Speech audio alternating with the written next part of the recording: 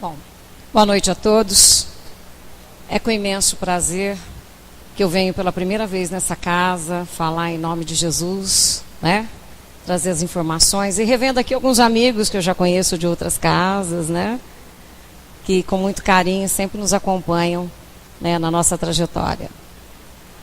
Nós vamos aproveitar o embalo das mensagens que nós tivemos hoje para refletir um pouco sobre o Natal, né? Essa data, vamos chamar de uma data física, aonde foi determinado pelos homens o nascimento de Jesus. Então nós vamos lembrar, como disse a música, como disse agora a mensagem, o significado do Natal para nós, o significado do nascimento de Jesus, principalmente para nós espíritas, espíritos encarnados que hoje ocupamos um posto de espírita, né? Porque às vezes as pessoas dizem assim, ai, olha, quando acontecer isso comigo, quando o meu espírito, né? Não, nós somos espírito, eu não tenho espírito. Eu sou um espírito, eu tenho um corpo, tá? Nesta vida encarnado, tá? Então nós espíritas hoje estamos aqui encarnados na postura de espíritas, devemos compreender com uma maior intensidade o significado do Natal. E é isso que a gente vai tratar hoje, do nascimento de Jesus.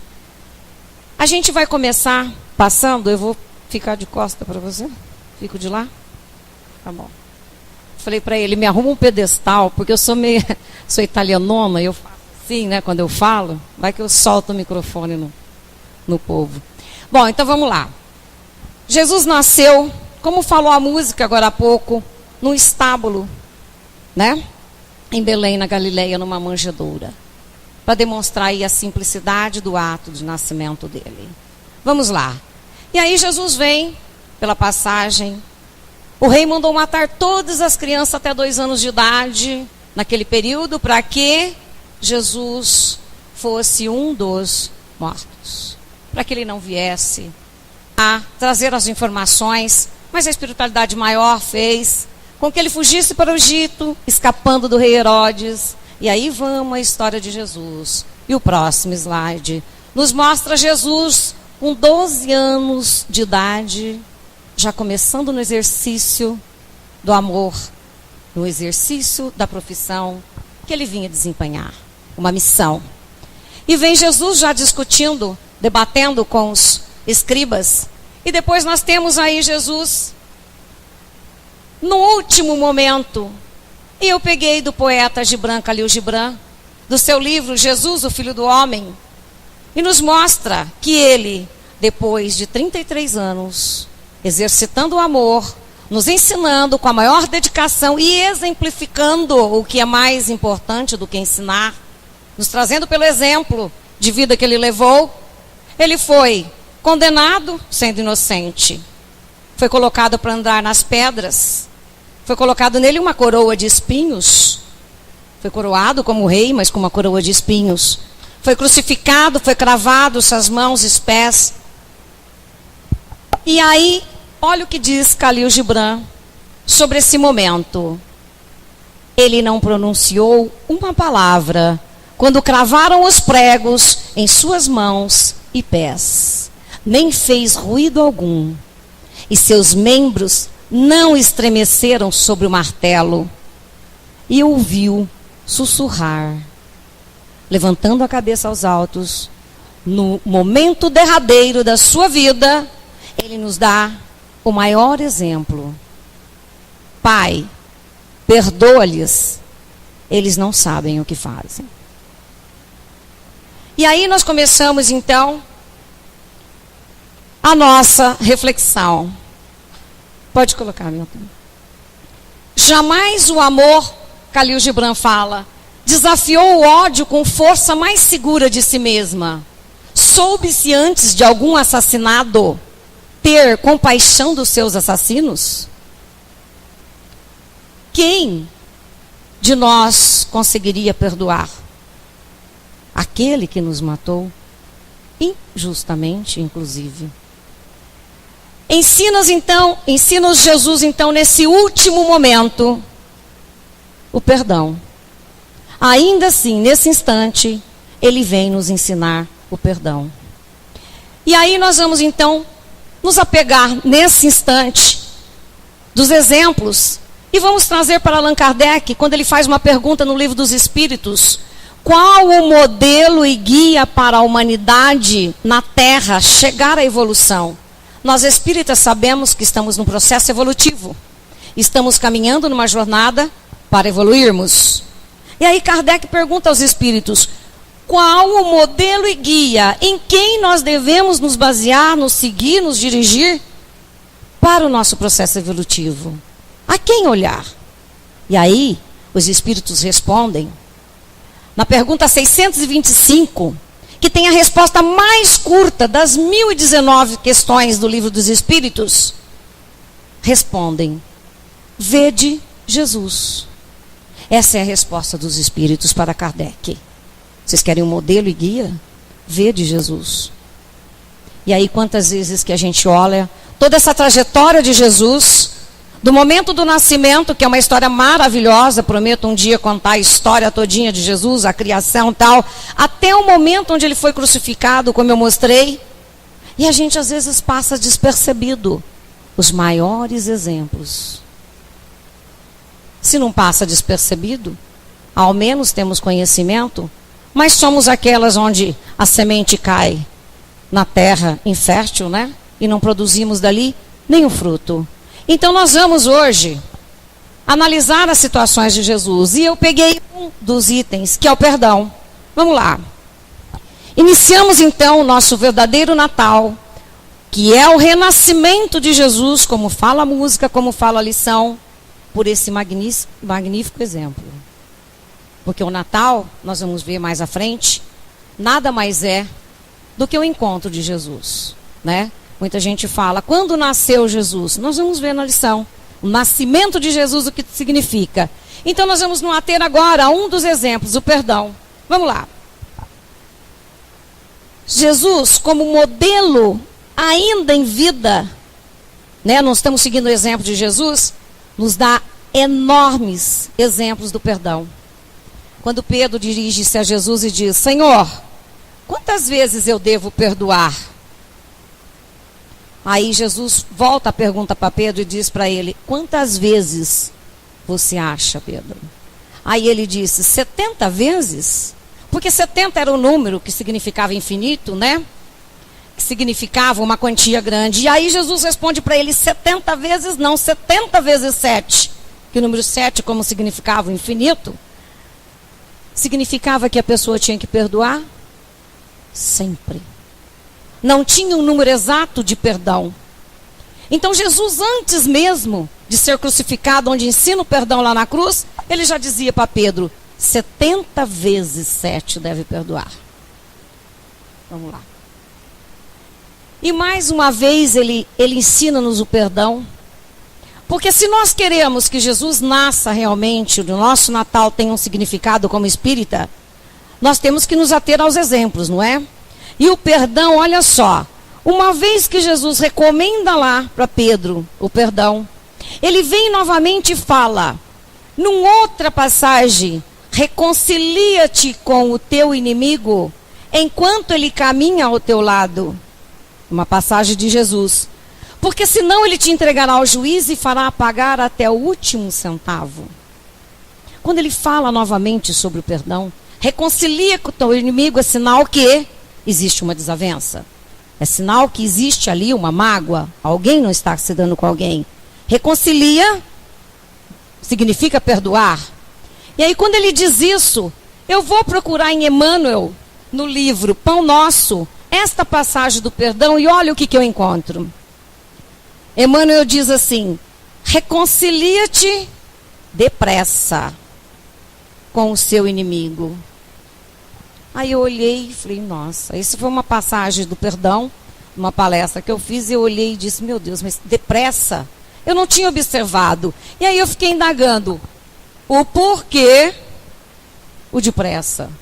Porque Emmanuel, falando com nós espíritas, pega uma passagem do Evangelho de Jesus, que nós estamos hoje exemplificando, que é o perdão, e diz: reconcilia-te depressa.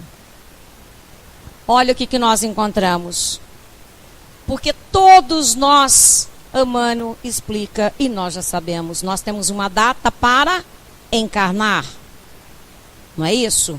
Eu, por exemplo, 18 de março, encarnei, tal hora. Isso está determinado. Isso é uma determinação. Que eu, na espiritualidade, já sabia que naquele dia reencarnaria na minha mãe, naquele horário.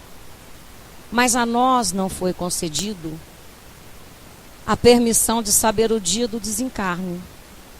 Então a única, segundo Emmanuel, a única certeza que nós temos é o registro do nascimento. Por isso que Emmanuel diz: depressa. Reconcilia-te com o teu inimigo. Voltado para Jesus, perdoa depressa. Porque nós não sabemos o dia que vamos desencarnar. E aí o que vem acontecer? Nós desencarnamos e levamos conosco o quê? A mágoa. Não é isso?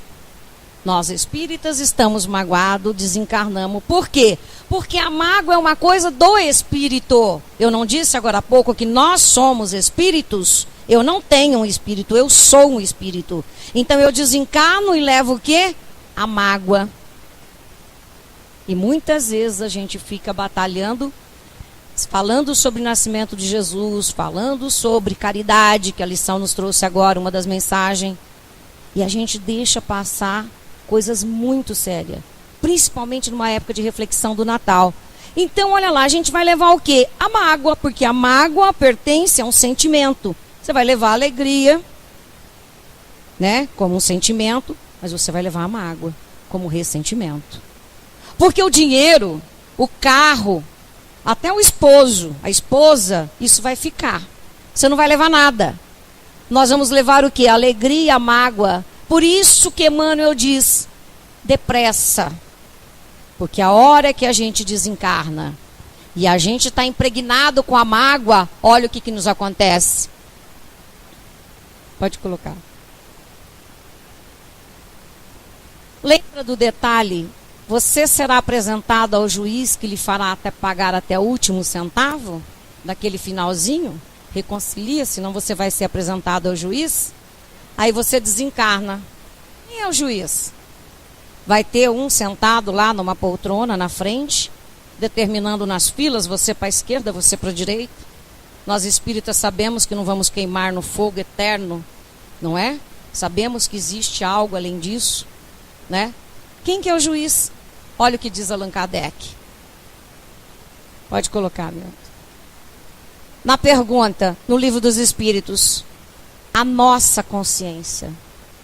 Aonde está o juiz? É essa pessoa, essa figura sentada numa cadeira? Não. A nossa consciência vai fazer a análise. Vai ver aquela mágoa, que vai passar um filminho 3D. Né? 4 já, né? Agora já diz que tem 4D, sei lá quantos D, não é? Aí vai passar um filminho. Você tá ali e você vai ver. Vai passar aquele filminho sentado, eles não falam isso. Todo mundo, desde pequenininha que minha mãe fala, vai passar um filminho lá, né? E você vai ver o quê? Você vai ver uma mágoa impregnada em você. É o seu juiz, a sua consciência que vai enxergar. E aí a gente se arrepende, né? Passei 40 anos dentro de um centro espírita e desencarnei com mágoa. Não é assim? Pensou? Isso é ruim. Não é, Joaquim? Não pode. Você pensou? Então, a gente vai olhar lá e vai ver incrustado em nós uma mágoa. E a gente acha que a gente não tem. Nós sempre achamos, não é? A gente, não, é um sentimento. Eu não gosto só, né? A gente tem mania de falar isso. Eu só não gosto. Olha lá a mágoa. E aí o que a gente faz? Analisa, aprendemos aqui, estudamos, assistimos palestras, sabemos que estamos errados. Pedimos o quê? Uma nova oportunidade. E a espiritualidade nos concede. Então a nossa consciência faz com que a gente enxergue a mágoa. E qual que é o meio de acabar com essa mágoa? Nós espíritas já sabemos. Qual que é o meio? Já percebemos que temos uma mágoa, pedimos uma oportunidade e foi concedida. Qual que é o meio? Reconhece, pede para voltar na reencarnação. E era aí que eu queria chegar. Nós pedimos para reencarnar. E a gente reencarna. Só que a gente diz assim, olha, eu quero reencarnar, eu quero reparar, né? E vamos chamar de reparar um erro do passado, não é? Perdoar não é isso? Perdoar é você perdoar hoje o que você contraiu no passado. A reencarnação é para isso. Para você aprender a amar hoje quem você odiou no passado. Mas aí a gente quer escolher, né? Olha, eu vou voltar, quero morar em tal lugar, com tal pessoa, tal. Não é bem assim. Não é bem assim. A oportunidade você vai ter, mas olha o que faz a espiritualidade.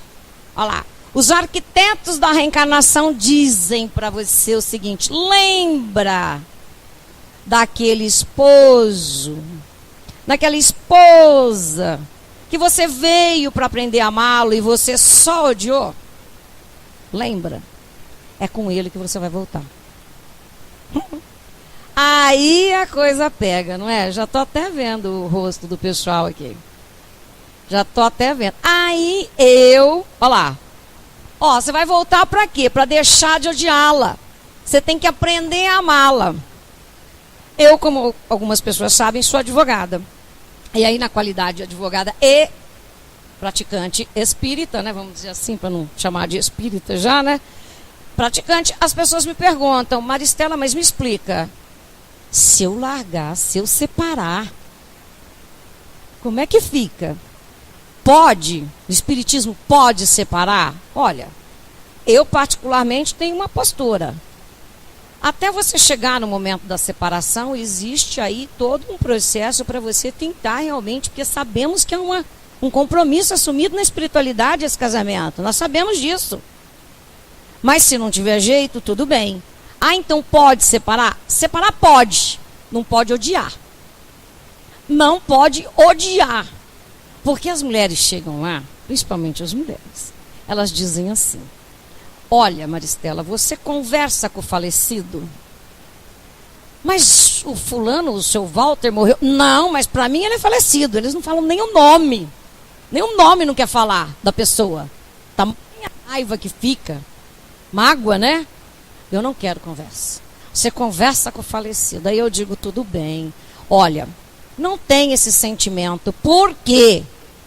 Se você separar e falar assim, olha, quando você fala isso, o pessoal que está assistindo, geralmente, óbvio que, né, hoje nós temos aí, o pessoal está separado. Aí as pessoas falam assim, nossa senhora, será que eu vou voltar com outro? Não. Não, fica tranquila. Se você não odiar, tá liberado, tá? Tá liberado. Mas se odiar, olha, você pode rodar para onde for, a espiritualidade vai fazer o que eu vou mostrar ali, ó. Tá vendo aquele um lá, ó? Fala, não acredito. Tá vendo aquela uma? Tá vendo que você escapou? Vai voltar. Então, eu digo, separar pode, não pode odiar. Não foi isso que Jesus ensinou no último momento? Perdoa. Nós não estamos falando de perdão. Agora, ninguém vai nos ofender mais do que uma pessoa que está em contato com nós. O nosso inimigo, o nosso desconhecido não vai nos magoar tanto quanto magoou uma pessoa querida, concordam? Não é verdade? Um marido, um filho, uma pessoa querida ao lado. Se eu fizer algo para você, não vai ter o mesmo efeito que se fizer o seu esposo, o seu filho, a sua nora, alguém. Não é isso? Então é eles que nós temos que perdoar. No processo reencarnatório, ninguém ia colocar uma pessoa que você tem um compromisso na vida anterior lá na Bolívia, lá na Indonésia. Onde eles iam colocar essa pessoa para você reparar o erro? Do seu ladinho, né? Pensou do ladinho da cama, esse é o primeiro. Não tem por onde escapar. Primeiro é o esposo. Não tem, 99,9% é um processo de reparação. Por melhor que se viva um casal, é um processo de reparação. Um ou outro, eu digo que tem uns que vêm em missão, né? Mas isso é 0,1% um casal que venha numa missão, para desempenhar uma missão no planeta que está no processo de transição planetária, é necessário, mas 99% tem os que vêm, que são almas gêmeas, que a gente chama, não é? Você vê um casal, você fala, aquilo é alma gêmeas, não é? O restante é tudo algema. Algema. Tem o alma gêmea e o algema. O algema é aquele que marrou você aqui, ó. Minha amiga, não tem escapatória. É aquilo que acabou, não é? Então, quando chega senhorinhas de mais idade, tem 50 anos de casado, 60, aguenta que tá acabando, aguenta. Não é verdade? Aguenta que na próxima, não é? Então, às vezes as pessoas falam, mas olha, Maristela, é difícil perdoar. Óbvio que é. Uma vez o Divaldo, fazendo uma palestra, ia falar sobre o perdão, uma mulher chega nele e fala, Divaldo, como é que eu vou perdoar o cara que matou o meu marido, a queima-roupa na minha frente, deu um tiro e matou o meu marido? Divaldo disse para ela, você não quer, você pode perdoar, mas você não quer, porque é muito mais fácil odiar. Odiar e você já lança aquele monte de energia negativa, não é? Você trata a pessoa com desdém, não é? Ele vem na calçada, você desvia. Agora, perdoar é difícil. Então, o Divaldo acabou de fazer a palestra, ela chegou no Divaldo e falou, Divaldo, depois da palestra sobre o perdão, eu não digo para você que eu vou amá-lo, né? E que eu já vou perdoar ele ainda hoje, saindo daqui, mas eu vou deixar de odiá-lo. Vou deixar de odiá-lo. Divaldo falou, é o primeiro passo. O primeiro passo para você amar alguém é deixar de odiar. Depois disso, você é capaz de perdoar. E depois de você perdoar, você vai conseguir enxergar algo para aprender a amá-lo. Mas enquanto você não deixar de odiar, enquanto você segurar aquela mágoa, você não vai conseguir perdoar. E aí, olha o que faz a espiritualidade, ó. Joga um véu, né? Porque se você já identificar logo de cara a pessoa que você odeia, vai casar com ele? Não. Se reconhecer nele que é o do passado, vai. Então a espiritualidade joga um véu, né? E aí aparece a menina em casa e diz assim para a mãe, mãe, eu encontrei o meu príncipe encantado. Eu estou apaixonada, vou me casar com ele. Não é assim? Aí a família olha, a mãe, o pai, a família toda olha e fala, gente, mas parece o Xereque. O que foi que ela viu nele? E ela está apaixonada. E é aquele, e ninguém consegue tirar da cabeça, não é isso? E ela casa. O menino, a menina é a mesma coisa, o menino é a mesma coisa. Chega e fala, mãe, encontrei a minha princesa, né? Ele não vê ali, porque a espiritualidade joga aquele véu. E eles falam, gente, mas é a Fiona. O que foi que ele viu nessa menina? E eles casam. E aí começa um relacionamento, não é assim? Né? Hoje, às vezes, a gente pergunta para algumas pessoas que vão ao escritório, e eu digo, ela fala, não sei o que eu vi nele até hoje. Não sabe? Foi enganada, a espiritualidade envolveu a senhora com ele, então aí vamos, né? Obviamente que ali temos uma pessoa a tratar, a recuperar algo, né? E aí as pessoas pegam e vão. Formado o casal, olha a espiritualidade faz. Olha lá, vai os filhos, aí a gente programa, né, o casal. Ah, eu quero ter um filho, 2 metros de altura, olho, que joga basquete, que joga na seleção, que faz isso. Olha lá, ó. Ó a espiritualidade. Sabe aquele filho que você numa outra encarnação rejeitou? Sabe aquele que você não quis como filho seu, né?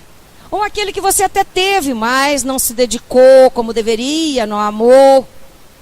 Sabe aquele filho? Olha lá, ó. E aí o engraçado é que o pai olha para aquela criança, a cara do molequinho, o molequinho fala, tô voltando. E o pai olha para aquela criança e fala, a cara do papai, né? É a cara do papai, todo orgulhoso, né?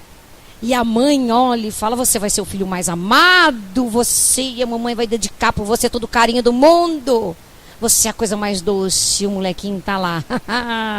Temos um compromisso assumido na espiritualidade. E aí essa criança começa a crescer. E aí começa a dar trabalho para a mãe, para o pai, para a família. E todo mundo esquece do compromisso assumido na espiritualidade, não é? E aí a gente começa a ter as desavenças familiares. Obviamente que a reencarnação dentro da casa é o maior lugar de reparos, né? Nós espíritas já sabemos disso. Como se não bastasse os filhos, aí vem as noras, os genros, e a coisa vai aumentando e o bolo vai fervendo, não é assim? E tem hora que a gente esquece que aquela nora não é por acaso, que aquele genro não é por acaso, né? E aí olha o que acontece. Tem-se a infância inteira de convivência para diluir o ódio. Nós espíritas já cansamos de ouvir dizer que a criança até os 7 anos tem uma facilidade muito maior de absorção, de carinho, de entendimento e de direcionamento. Por isso que a casa espírita, no atendimento às crianças, na parte que tem, toda aquela evangelização é importantíssima. Porque até os 7 anos ele está com um pé lá e um pé aqui. É como os de 100 e pouco, viu? Porque às vezes a gente está com um pé lá e um pé aqui. Um pé encarnado e um pé desencarnado. A criança até os 7 anos lembra de passados, tem aqueles sentimentos, mas é a hora de você lapidar. É hora de você tratar isso. Porque depois dos 7 ele começa a adquirir a personalidade do espírito. E ele vem. Para isso é a família, para diluir o ódio do passado. Ele vem, na qualidade de irmão, estão ali. Se odiaram no passado, tem ódio, vem na qualidade de irmão. Eles ficam ali junto, até a adolescência. Depois um vai para o sul, o outro vai para o norte. Nunca mais se veem. Não vem nem para o velório dos pais. Nem um para o outro. Aí as pessoas dizem assim, Maristela, mas então eles aprenderam a se amar? Eles não aprenderam a se amar, porque se eles vieram para aprender a se amar, mas eles deixaram de se odiar. Lembra o que eu disse? Primeiro passo, deixaram de se odiar. Para isso que serve a família, para diluir o ódio do passado. Diluir o ódio, na próxima reencarnação, com certeza vão voltar na mesma família. Nós temos aí um processo reencarnatório na mesma família de várias vezes. Exatamente para isso. Deixou de odiar nessa, vem na próxima, até você aprender a amar. É para isso que serve a família. Então as pessoas falam, olha, mas ele foi para um lado, outro foi para o outro. Mas já deixou de se odiar. Com certeza vão passar a se amar numa próxima, né? Vamos lá, Milton. Aí o Allan Kardec pergunta assim, na questão 886. Qual o significado da palavra caridade como entendia Jesus?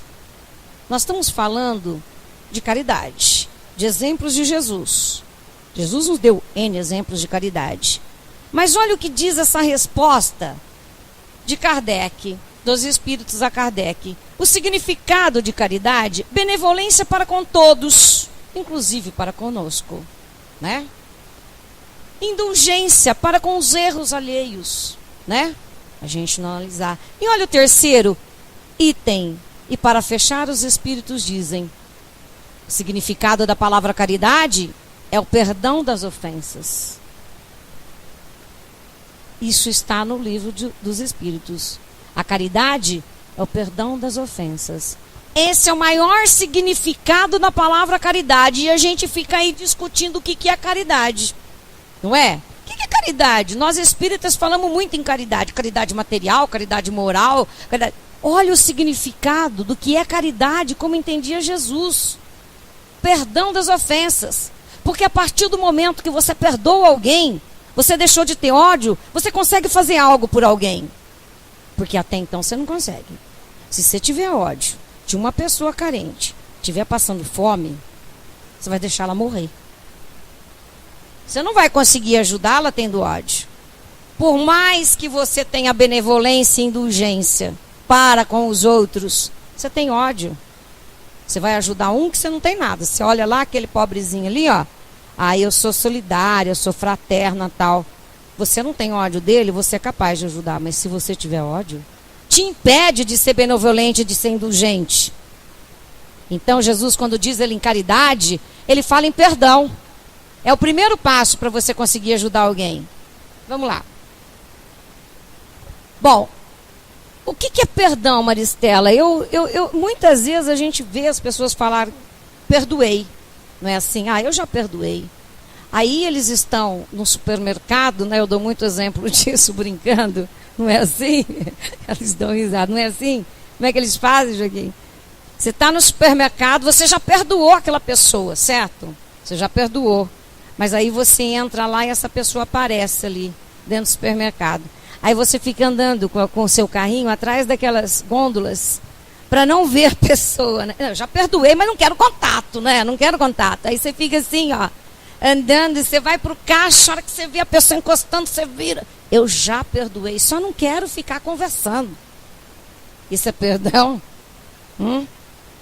E o outro, uma vez um rapaz disse, olha, eu perdoei, mas eu encontrei o cara com as 2 pernas quebradas, os 2 braços quebrados numa cadeira de roda. Eu perdoei, mas Deus não. Você viu? Gente, imagina a felicidade que ele estava de ver o outro naquela situação. Eu perdoei, mas Deus não perdoou. Olha, isso é perdão? Não. Isso não é perdão. Perdão é você exercitar. Como é que faz? Divaldo explicou para a mulher. Exercita. O perdão é uma questão de exercício. Vá lá, deixa o seu carrinho, encontre com a mulher no supermercado, dê um abraço nela, deseja um Feliz Natal. Coisa bem rápida, né? Porque vai que volta tudo à tona de novo. Não fica insistindo muito na conversa. Deseja um Feliz Natal, abraça ela e vai embora. Na próxima vez já fica mais fácil. Ela tá lá, já deixa eu falar logo oi para ela, dou um abraço, né? E vai. Isso é exercício. Vai chegar uma hora que a hora que você vê ela, você já vai lá, você nem vai lembrar do ódio. Já deixa eu cumprimentar.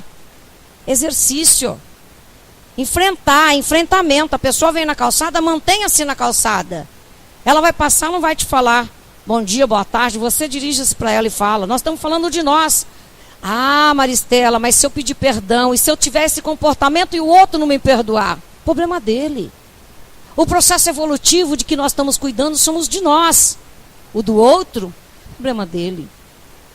Eu quero melhorar, eu quero pedir perdão. Se eu não for perdoada, o meu coração tem que estar em paz, não é? Então esse é um exercício do perdão. Você exercitar, só assim vai conseguir praticar. E aí então, vamos lá. Na época do Natal, que é o nascimento de Jesus, é uma ocasião em momentos diferentes da vida em que Jesus passa a ter um significado de fato na nossa existência. Se a gente for analisar o nascimento de Jesus, tirando as festas, os presentes, o significado real, nós vamos encontrar algumas passagens no Evangelho. Vamos lá. Nós temos aqui algumas passagens no Evangelho repleto de ações do nascimento de Jesus. Nós temos o caso de Paulo de Tarso. Porque o que é nascer Jesus? O que é o nascimento de Jesus? É você ter o real sentimento do significado de Jesus para você, através dos exemplos das suas atitudes.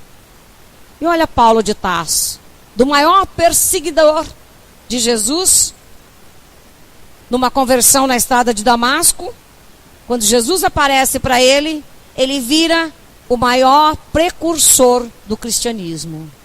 Houve uma conversão. Deixou as pompas, deixou a vida que tinha de perseguidor e passou a ser um pregador do Evangelho. Olha como nós temos com Maria Madalena, mulher de vida fácil. Tinha todos os luxos que queria. Tinha todas as regalias, as joias. Era mulher que vivia na prostituição.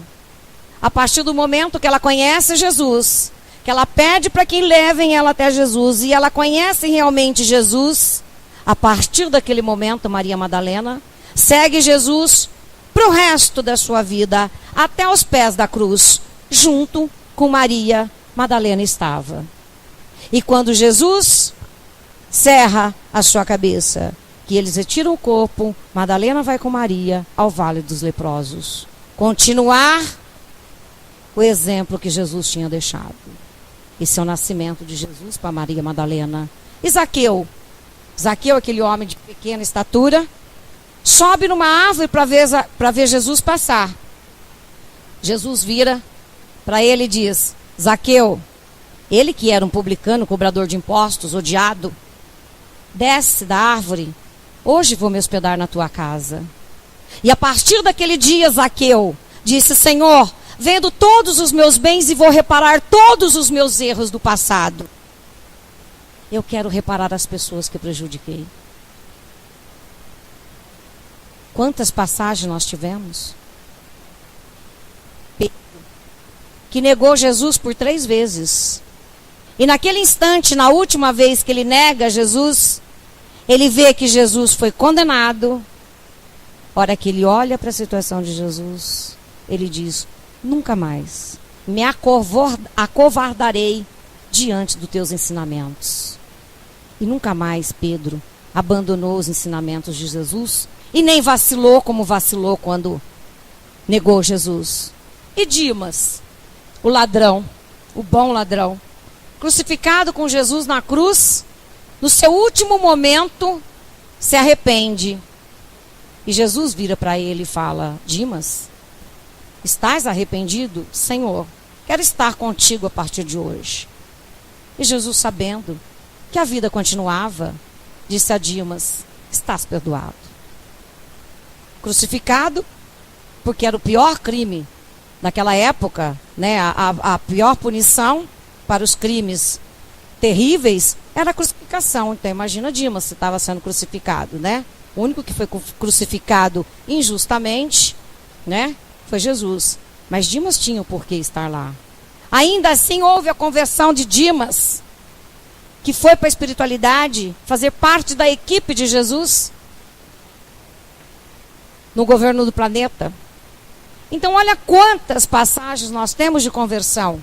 E muitas pessoas dizem assim: nossa, mas a pessoa se arrependeu agora com 80 anos.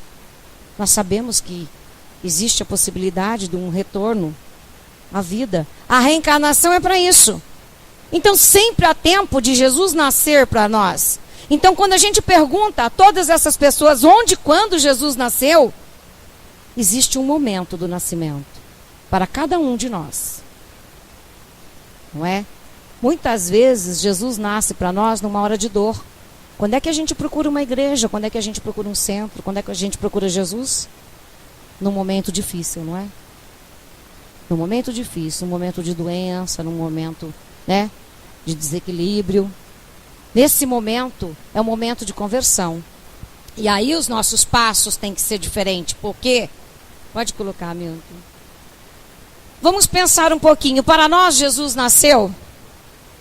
Nós temos que fazer, como fala o Salvador, nós temos que trazer para o nosso momento do dia a dia o que nós questionamos na doutrina espírita. É uma filosofia de vida, nos faz pensar. Trazemos para a nossa vida. Jesus nasceu para nós. Às vezes conseguimos até determinadas atitudes daí. A partir daí. Eu fui fazer uma palestra em Andeara. E uma das passagens que o seu João pediu para que falasse era sobre a fé, né? E lá no momento, falando sobre a fé, a gente se depara com um paralítico que vai àquela piscina para ser curado. Ele não consegue se achegar lá nas águas. E Jesus vira para ele e diz para ele: por que não entrou? Não consigo. Quando eu chegar lá, a água já se movimentou, os anjos não me curarão. Ele falou: você está curado. Pegue seu leito e vá embora. Vai e não peques mais, diz para ele, para que não te aconteça algo pior. Quando Jesus fala isso para ele, é um momento de conversão para essa pessoa. Quando Jesus fala isso e vai e não peques mais, o que ele quer dizer? A partir de agora, tenha uma nova vida, tenha uma vida diferente, porque o que te colocou nesta situação, com certeza foram provas do passado. Ele veio de uma outra vida para resgatar aquela situação de paralítico. E quando Jesus liberta ele, é como um preso que cumpre a sua pena. Ou por um bom comportamento, nós que somos advogados sabemos, eles são dispensados de continuar na cadeia. Às vezes vai para cumprir 10 anos, sai com 8, com 6. Por quê? Porque teve um bom comportamento. Então muitas vezes nós alcançamos, é o que o seu João fala de Andeara, muitas vezes nós alcançamos o que nós íamos buscar na casa espírita. Só que a hora que a gente pisa ali fora, a gente já não lembra da conversão. A gente não lembra, a gente sai ali e já quer crucificar a outra pessoa. Nós somos perdoados pelo rei, chega ali fora, você quer executar quem te deve, você quer executar aquela pessoa, o teu ódio volta. Então, muitas vezes, fala assim, olha, volta lá, e ela fala, mas eu não fui curada. Foi. Mas continuou no exercício do erro. Então, volta tudo. E aí, olha o que nós vamos conhecer, então, aqui, ó. Vamos pensar um pouquinho. Vamos descobrir se ele nasceu. Procuremos urgentemente fazer com que ele nasça um dia desses, porque quando isso acontecer, nós vamos entender o sentido do Natal. Então, vamos dar uma olhada. Vamos lá. Coloca. Olha o que diz Chico Xavier. Ninguém pode voltar lá atrás, né, ó, e fazer um novo começo, mas qualquer um pode começar agora e fazer um novo fim. Isso é uma das questões mais importantes, porque quando o espírito não percebe o tempo perdido, chega na espiritualidade, aflição. Nas casas espíritas, nas reuniões mediúnicas, o que mais se vê são espíritos comunicando, reclamando do tempo perdido. Porque sabe de tudo, conhece a doutrina, sabe dos ensinamentos e não pratica. Chega lá, se arrepende e entra em aflição, ó. Consciência do tempo perdido. Então, quando o Chico nos alerta, vamos começar agora e fazer um novo fim, é porque dá tempo ainda. Vamos lá. Olha o que diz o livro Antologia Mediúnica do Natal. O Natal deveria ser uma comemoração íntima. Nós estamos fazendo uma reflexão sobre o Natal. Para cada cristão, antes de ser uma festa de excessos de comida, não é? Hoje a gente pensa no Natal como? Nos enfeites, nos presentes. A gente esquece do aniversariante. Quantas pessoas sentam no banquete, esquece da oração. Olha o significado do Natal, como está deturpado. Vamos lá. Esse livro fala, ó, diante da mesa farta, existe a necessidade de lembrarmos os irmãos que padecem dores e frustrações nos orfanatos, nos asilos, nas enfermarias, nas instituições prisionais, à espera de que o Cristo materialize seu amor por meio das mãos, das vozes, das presenças dos seus emissários humanos de boa vontade. Porque, pode colocar esse pedaço aqui, ó. Olha o que diz o finalzinho do livro. A vida de quem conhece Jesus. E nós adentramos uma casa espírita ou qualquer outra denominação religiosa para conhecer Jesus. Porque o evangelho nada mais é do que a personificação de Jesus. Quem conhece Jesus não mais pode viver uma vida qualquer. Não pode ser simplesmente o existir para usufruir dos prazeres mundanos, do dinheiro, como se tudo acabasse aqui. Como se a gente vivesse entre o berço e o túmulo. Nós sabemos que é isso. Então, quem conhece Jesus, quem conhece o evangelho de Jesus, precisa exercitar. E hoje eu falo aqui de um único item, que é o perdão. Talvez porque todos nós ainda temos essa dificuldade de perdoar. Achamos que perdoamos, né? E nós ficamos com aquela mágoa. O Chico diz que a mágoa é uma brasa, que a gente segura na mão até o momento certo de atirar em alguém. Não é assim? A gente fica esperando, arquitetando o momento de se vingar. E você fica segurando aquele ódio, né? Aquela mágoa que abrasa. Quem é que está se ferindo? Nós mesmos. Nós estamos nos ferindo, nos acabando. E nós até sabemos que uma pessoa estressada, magoada, altera até glicemia, colesterol, triglicérides. Isso está provado pela medicina. Então, quando a gente alimenta as mágoas, a gente está deformando o nosso corpo físico por nós mesmos. Nós estamos acarretando doenças, não de karmas, mas por nós mesmos. Então, olha lá.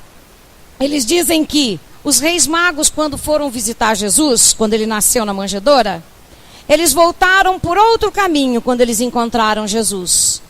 E aí esse livro nos fala da antologia mediúnica. Me dá esse exemplo de que os reis magos, encontrando Jesus, retornam por outro caminho, não por onde vieram. Porque depois que a gente encontra realmente Jesus e que Jesus nasce em nós, nós não podemos mais ser as mesmas pessoas. Não podemos mais trilhar pelos mesmos caminhos de erro que a gente vem trilhando sempre. Precisamos mudar a nossa rota. Tá? O Aloísio, que faz palestra sempre lá, já fez bastante no Kardec, não sei se ele já veio até aqui, ele nos conta uma historinha, que nessa época, principalmente do Natal, a gente fica muito solidário, né? A gente doa roupa, a gente doa, né, presentes, a gente sai fazendo caridade, adota criança, né, aquelas para dar roupa, para dar brinquedo nas instituições. Uma época bem, né, que movimenta bem esse instinto de solidariedade nosso. Aí ele disse assim, que muitas vezes isso acontece no nosso cotidiano e a gente passa despercebido. Ele diz o seguinte, na época do Natal, os meninos que se encontram no sinaleiro são os que mais recebem moedinhas e presentes, né? Parece que você está disposto a colaborar com o Natal de todo mundo. E aí ele disse que ele passava nesses sinaleiros e ele dizia o seguinte, será que eu dou uma moeda ou não dou? Se eu dar a moeda, essa criatura vai tomar pinga, vai fumar, vai usar cola. Mas se eu não dou, eu tenho um espírito tão bom, meu coração é tão terno, eu não sei se eu dou, se eu não dou. Aí um dia ele pegou aula numa faculdade e ele foi junto com um amigo que também havia pego, que havia mudado ali para o bairro dele, evangélico. E aí, cada dia ia um com o seu carro. No primeiro dia, ele logo empurrou para o evangélico, porque ele pensou, quero ver o comportamento que ele vai ter diante daquela criatura. Como é que os evangélicos se comportam? E aí ele ficou no banco do lado do carro. E quando foi chegando perto do sinaleiro, o rapaz que pede a moedinha estava lá com o rodinho na mão, né? E foi se aproximando, e o sinaleiro fechado, e o cara no primeiro carro, no segundo. Quando foi para chegar perto do carro dele, o evangélico pegou e falou em voz alta, acho que pensou, mas falou em voz alta, em nome de Jesus o sinaleiro vai abrir. E o sinaleiro abriu. E eles passaram. A Aloísio falou, ah, meu Deus do céu. Eu pus ele já no primeiro dia para ver como é que ele ia se comportar, né? No dia seguinte era o dia do Aloísio, né? Aí o Aloísio falou, ai, e agora? Chegou lá no mesmo lugar, o cara tá lá com o mesmo rodinho, o sinaleiro fechado, e o Aloísio ali, e vai chegando próximo, o Aloísio. Quando ele viu, ele falou, eu também vou apelar, né? Aí ele fala em voz alta também, em nome de Jesus o sinaleiro vai abrir. O sinaleiro não abriu. Aí ele falou, acho que eu não pus tanta emoção, né? Em nome de Jesus, o sinaleiro vai abrir. E o sinaleiro não abriu. Aí ele falou, vou apelar para minha turma, em nome de Bezerra de Menezes, né?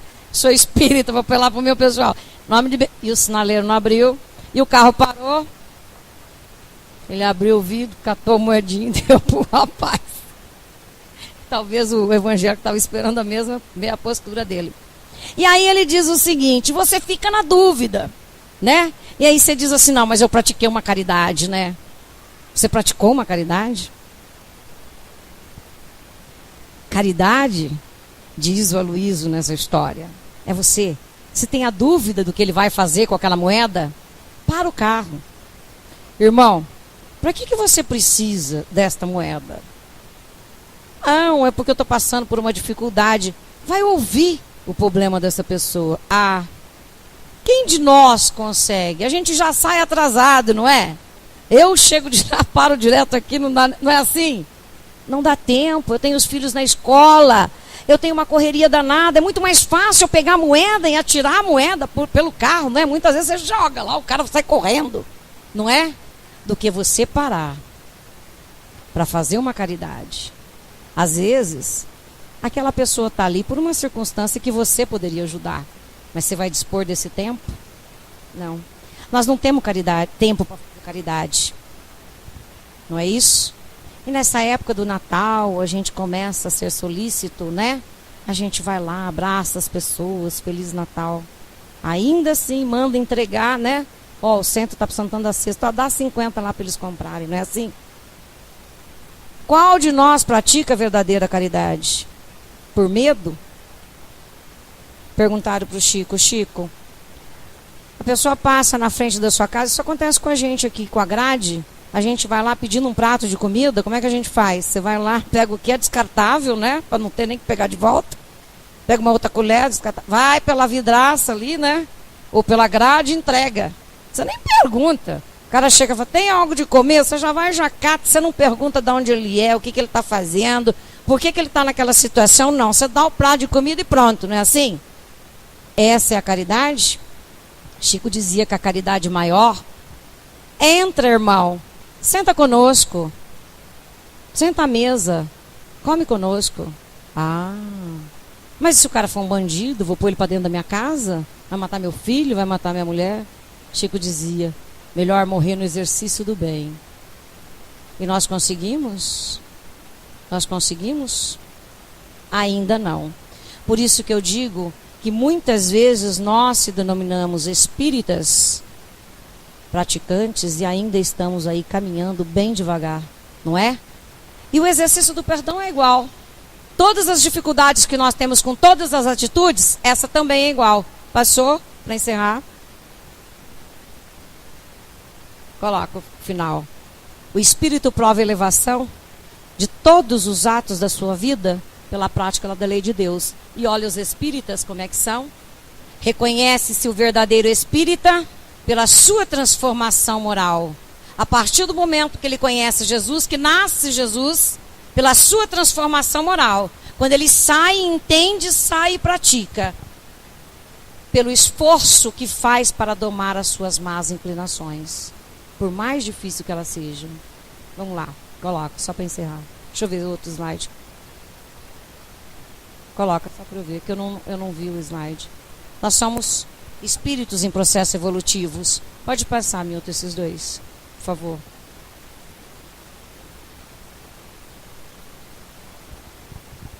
Volta esse aí. Para encerrar, ó, nós somos então espíritos no processo evolutivo, como nós vimos. Relacionar o nascimento de Jesus à parte física, né, com todas essas pompas, é muito fácil. Para nós o significado é maior. É um nascimento espiritual. Isso é o Natal para o espírito. Aquele momento em que nós impregnarmos de mensagem evangélica, permitindo que Jesus nasça em nossos corações para nos tornarmos um homem novo. Coloca o último.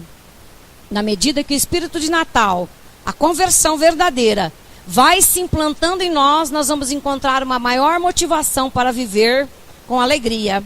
Chico nos traz essa informação quando ele diz, quando as circunstâncias do caminho forem por nós compreendidas, até a dor será dominada, né? Nós teremos aí uma consciência maior da nossa reencarnação. Abençoemos o Natal do Cristo, que recorda aos homens os deveres esquecidos, a parte solidária que nós temos de final de ano, que deveríamos ter o ano todo esse comportamento. Aproveitar o Natal e doar-se um pouco mais, servindo os filhos do Calvário. Lembra-te, diz o Chico, do compromisso assumido, que for enviado para socorrer os que têm fome, solidão, desamparo. Obviamente que não podemos fazer igual Jesus, alimentar 5.000 pessoas com 3 peixes e 5 pães. Mas nós podemos dar um prato de comida a quem bate a nossa porta. Nós não podemos curar um cego, botar as mãos e fazê-lo voltar a enxergar. Mas a gente pode ler uma dessas mensagens que foi entregue hoje para consolar esse coração. Nós não podemos fazer um paralítico andar, como fez Jesus. Mas nós podemos, muitas vezes, ir até lá e ajudá-lo na aquisição de uma cadeira de roda. Nós não podemos ressuscitar um morto, né? Como fez Jesus com Lázaro. Mas nós podemos, quantas vezes, na qualidade de espíritas, que sabemos que a vida não acaba neste corpo físico, consolar essa família. Não podemos ressuscitar o seu ente querido, mas nós podemos, muitas vezes, consolar uma pessoa, uma mãe que perde um filho em tenra idade, uma família desamparada pela perca de um pai. Isso são atitudes que mostram que o nascimento de Jesus, para nós, espíritas, tem um significado diferente. E é essa a proposta que nós viemos trazer hoje. Que Deus abençoe a todos e que tenha um Natal de muita harmonia, de muita paz. E que esse nascimento do dia 25, que seja perpétuo durante o ano de 2014, né? Por todos os dias, no exercício do bem. Que Deus ampare a todos vocês. Obrigada.